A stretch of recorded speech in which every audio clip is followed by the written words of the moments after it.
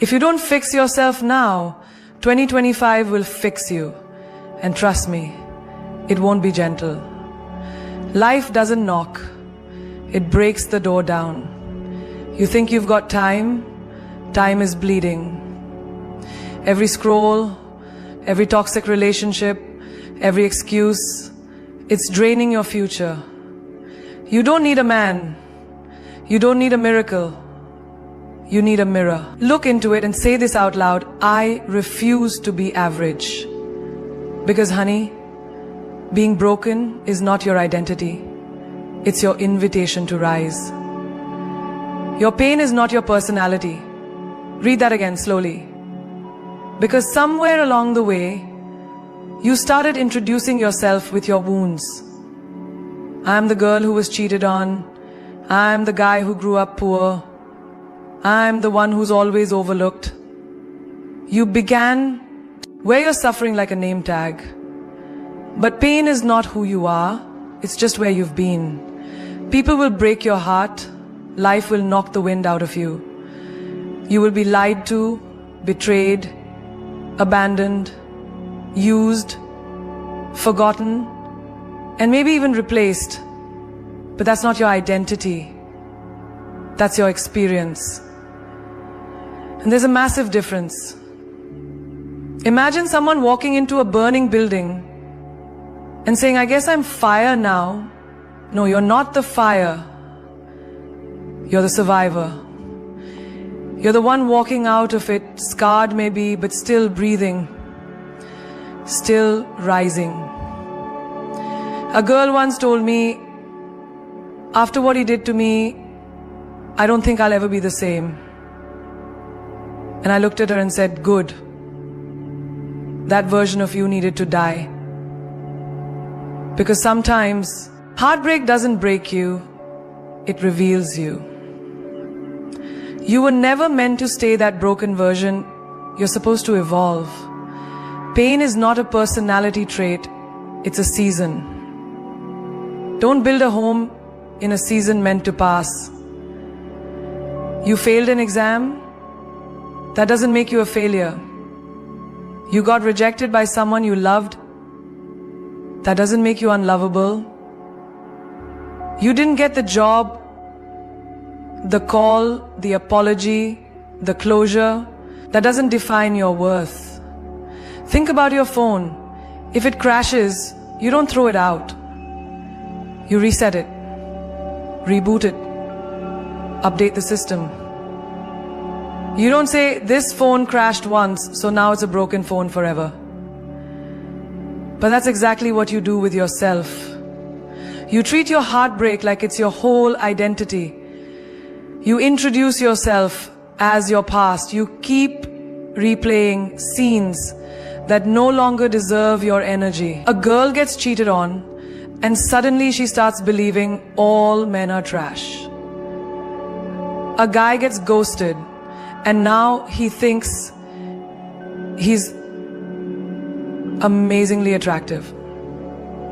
A girl gets ghosted, and now he thinks he's not good enough. One loss, and the whole system crashes.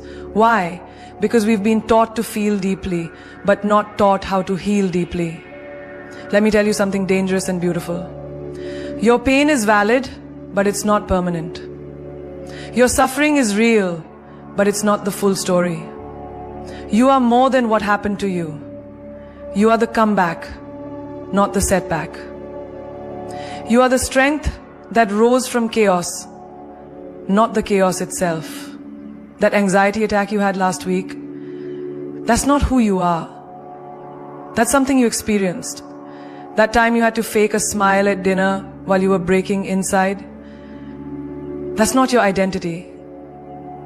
That's your endurance. People love to box you into your trauma. They'll say, oh, she's the one with daddy issues. Or he's been through a lot, so he's just like that. Don't let their low understanding of your high potential define you. Don't let temporary storms convince you that you are a storm. A woman who cried herself to sleep for 3 months can still build an empire. A man who once begged someone to stay can still learn to walk away with dignity.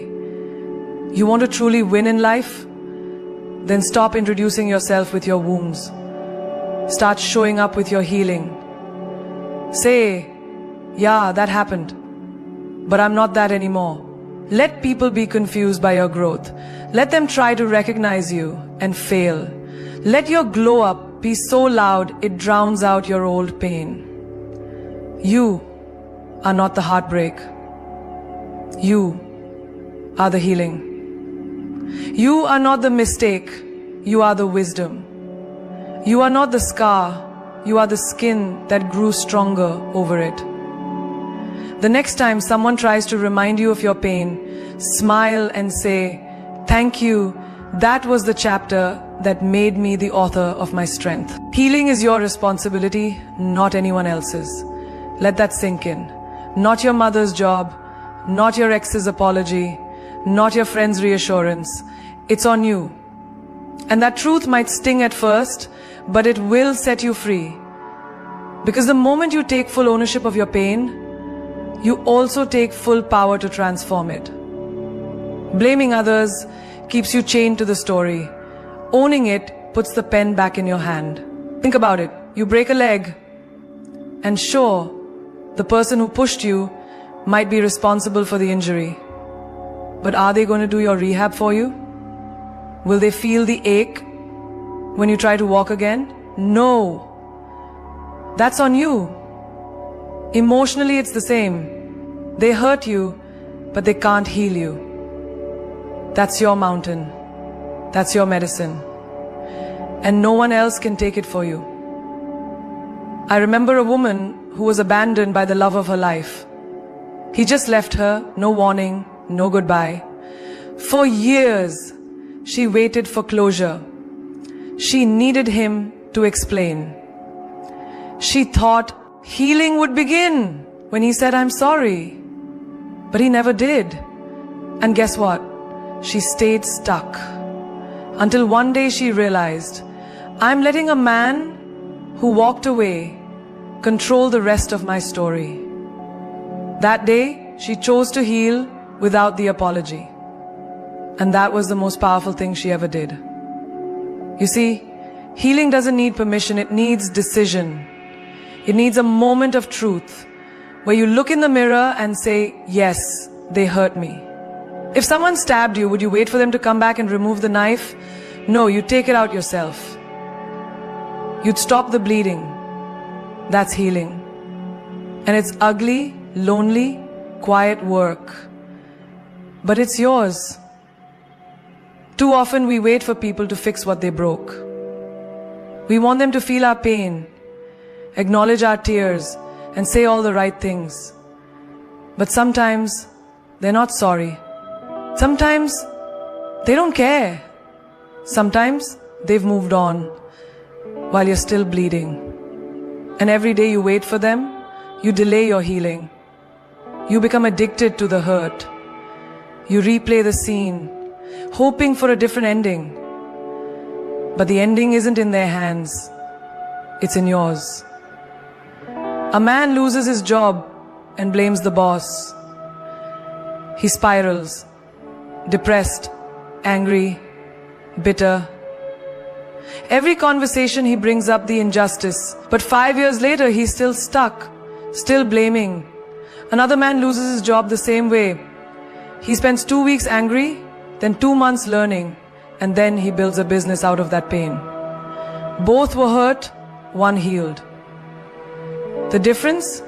Responsibility. Don't confuse healing with pretending. Healing is not plastering a smile on your face while you're dying inside. Healing is feeling every ounce of that pain and still choosing not to be defined by it. It's crying when you need to, but not drowning in the tears. It's setting boundaries even when it feels cold. It's saying, no, I don't have to explain my growth to people who only knew me in pieces. It's not fair what happened to you.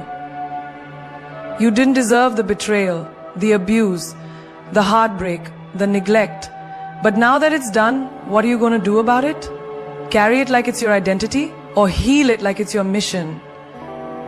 You don't need a therapist to validate you before you start healing. You don't need that friend to check on you every day. You don't need a support group to tell you you're allowed to feel. You are allowed, period. You are powerful enough to sit with your own pain and say, I will rise. Not because they help me, but because I help myself. Healing isn't beautiful in the beginning. It's raw, it's messy. It's mornings you can't get out of bed, nights you scream into pillows. But slowly it becomes strength. It becomes a silent kind of confidence.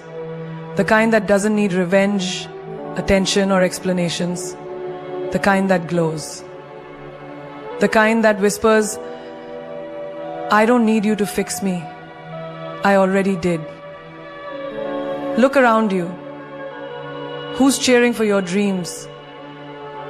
And who's whispering doubts in your ear? Toxic people aren't always strangers on the street. They can be your own blood.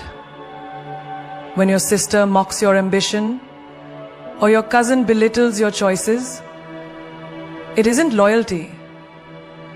It's sabotage in a family package. You owe love to your family, not a lifetime subscription to their drama. Real love supports growth, not guilt trips that make you question your worth every time you speak up. Imagine a dinner table where every compliment is followed by a backhanded insult. Oh, you've changed your hair again. Interesting. You got that promotion? I guess they were desperate. First it's funny, then it's toxic. One night you laugh it off. The next night you lie awake wondering if you really deserve success. You start censoring yourself, parroting their opinions to keep the peace. But peace built on compromise is just a prison in disguise. I knew a woman who celebrated her engagement with her family. Instead of excitement, she got, "Are you sure he can support you?" And "Don't make the same mistake as Aunt Lisa." Each word cut deeper than any stranger ever could. Friends told her to ignore it, but she could. These were her people. She felt trapped, like she was climbing a mountain while someone kept yanking her rope. Finally, after months of self-doubt, she uninvited the naysayers from her bridal shower. The backlash was brutal.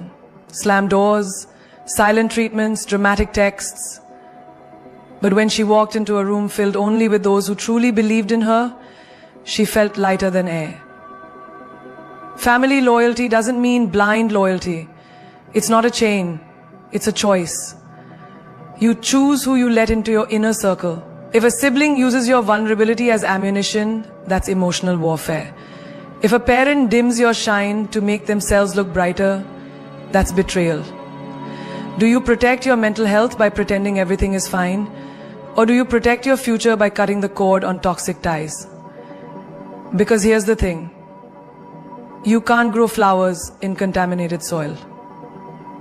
At work, we'd all kill to have a supportive team. So why is it acceptable to settle for emotional vampires at home? That cousin who only calls when she wants a favor isn't family. She's a user. That uncle who lectures you on your dating life while ignoring his own mistakes isn't giving advice. He's projecting. Picture yourself as a CEO of your life. Would you keep investors who keep questioning your vision? Would you let employees who undermine your leadership remain on your payroll? No. So why keep these toxic relatives on your personal board of directors? One man realized this after his brother's constant put-downs about his art. Every sketch he shared was met with, "You call that art? Get a real job." He started hiding his paintings, shrinking into a grayscale version of himself. It wasn't until he stopped inviting his brother to gallery openings that he rediscovered his canvas. The absence of that toxic voice was the loudest applause he'd ever heard. Cutting a fake circle doesn't mean hatred or revenge. It means self-respect, clarity and peace. It means surrounding yourself with people who celebrate your sunrise and catch you when you trip, without using your fall as fuel for gossip.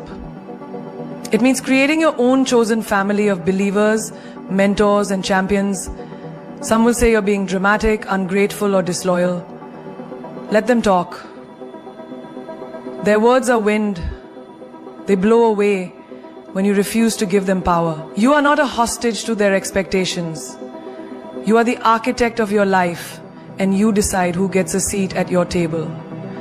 Discipline is sexier than drama. Read that again and let it echo in your soul.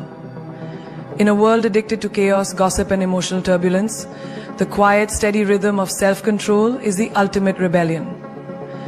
While others are posting their arguments on social media for sympathy and attention, the disciplined one is building an empire behind the scenes.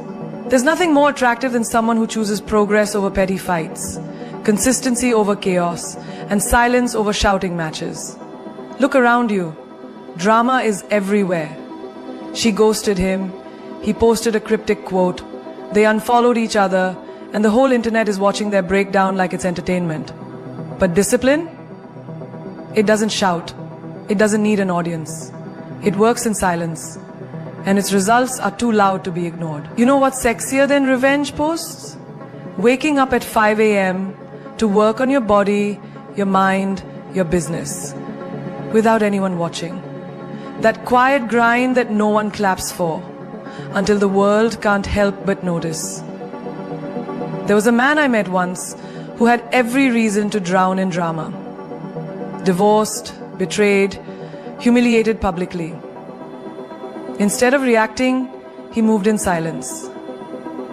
While his ex-partner aired dirty laundry online, he didn't even respond. Not out of weakness, but out of discipline. He knew where his energy was better spent. Building a legacy for his daughter, not trading insults. 2 years later, while she was still recycling bitterness, he was speaking at leadership summits, loved and respected. Because discipline never betrays you, it builds you. You want to glow up? It's not the lipstick or the car or the filtered selfies, it's your habits. It's choosing to go to the gym instead of stalking his new girl. It's staying in to build your brand instead of going out to show them you've moved on. You don't prove your worth by creating more noise. You prove it by elevating in silence. And when discipline becomes your aesthetic, you become untouchable. Drama is cheap. It's available to everyone. But discipline? That's rare. And rare is powerful. Drama seeks attention. Discipline demands respect. Imagine two women walk into a room. One is dressed in designer, but dripping in gossip. The other? Radiating confidence, calm, focus, no chaos in her eyes. That's discipline. That's magnetic.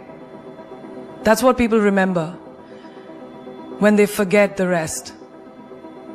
I knew a girl who was always in toxic situations, fights, breakups, friendships exploding every month. But one day, she deleted every distraction, cut off every energy vampire, and built a strict daily routine. She started reading, lifting weights, meditating. No more late night tears, no more chasing people who only liked her when she was broken. Within a year, she didn't even look like the same person. You want to change your life? Discipline is the real makeover. People say they want a partner with loyalty and maturity. But guess what those traits are built on? Discipline.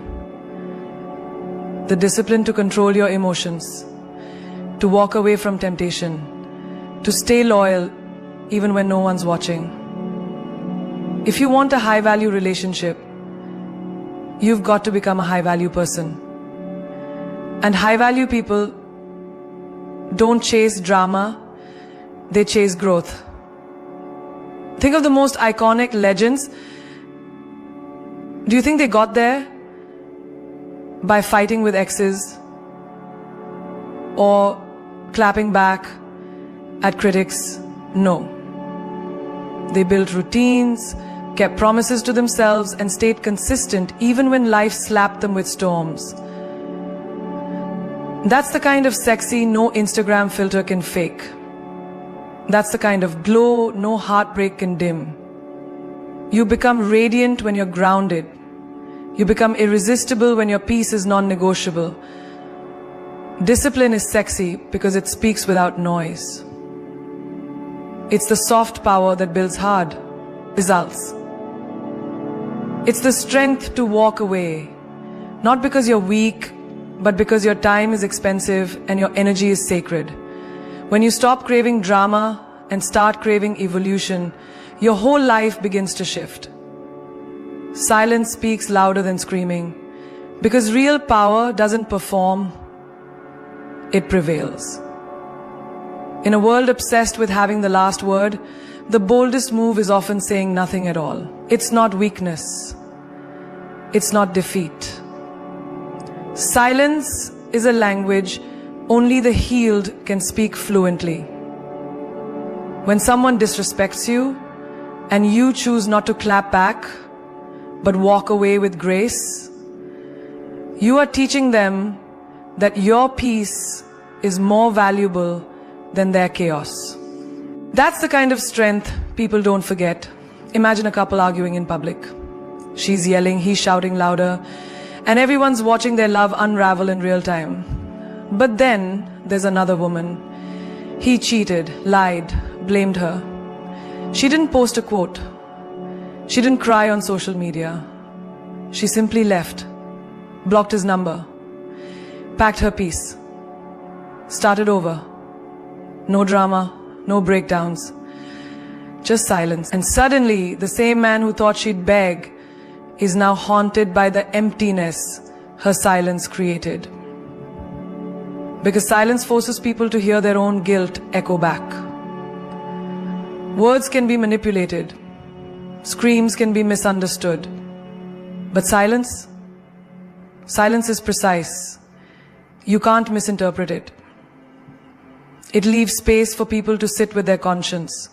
And for many, that's the loudest noise they'll ever hear. You don't need to raise your voice to prove your worth. You just need to raise your standards. And sometimes the silence between you and someone else is the sound of self-respect reclaiming its throne.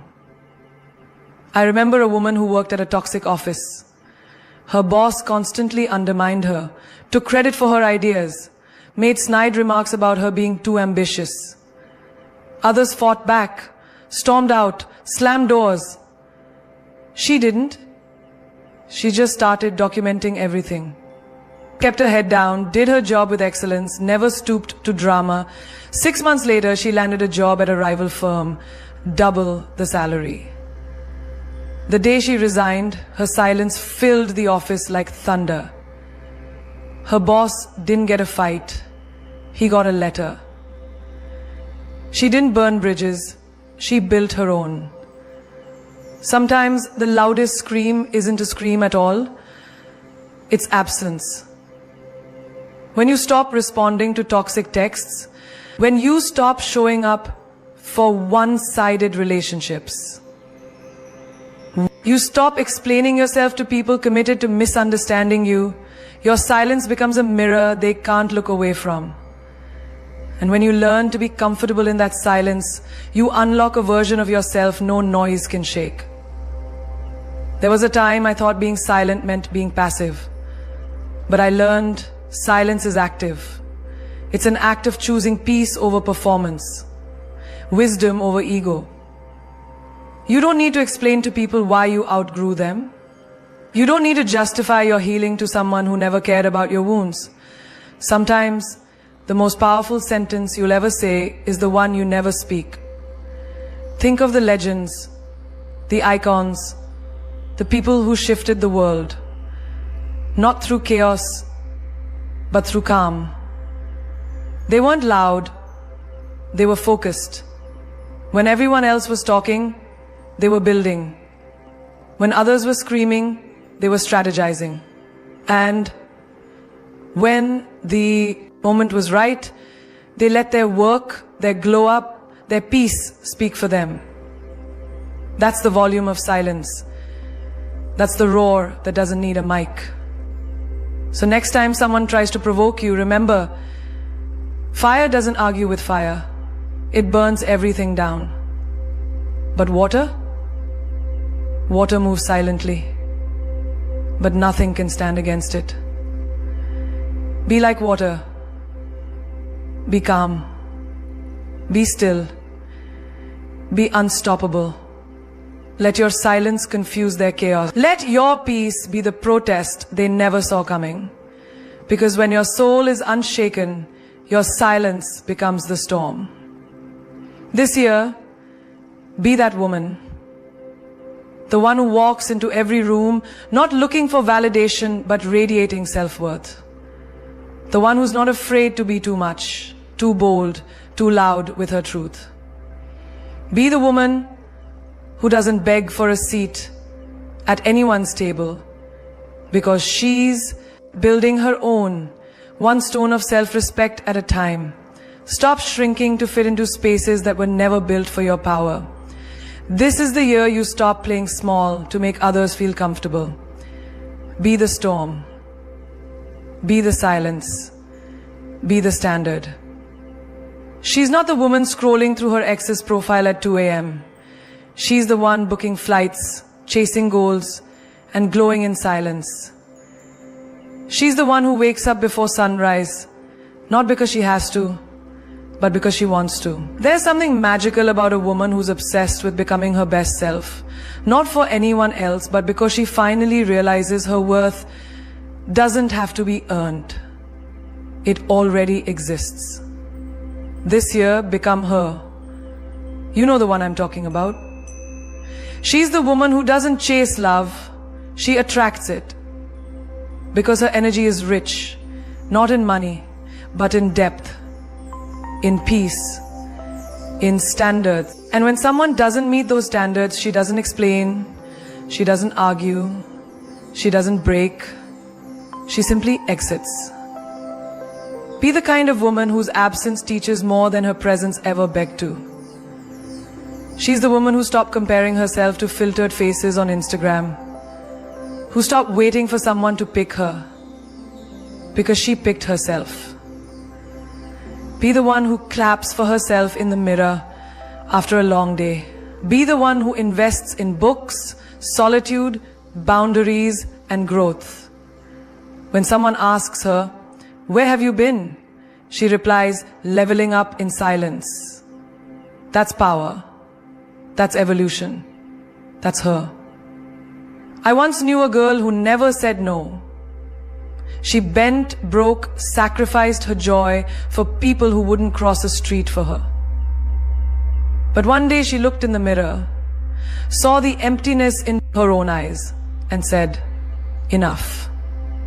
She unfollowed, unfriended, detached. She didn't scream. She didn't post quotes. She just got busy, building, healing, glowing. Today her life doesn't look anything like it did a year ago. Because when a woman finally chooses herself, the world shifts around her. Be the woman who knows her silence is more powerful than screaming. Her walk away more deadly than her comeback.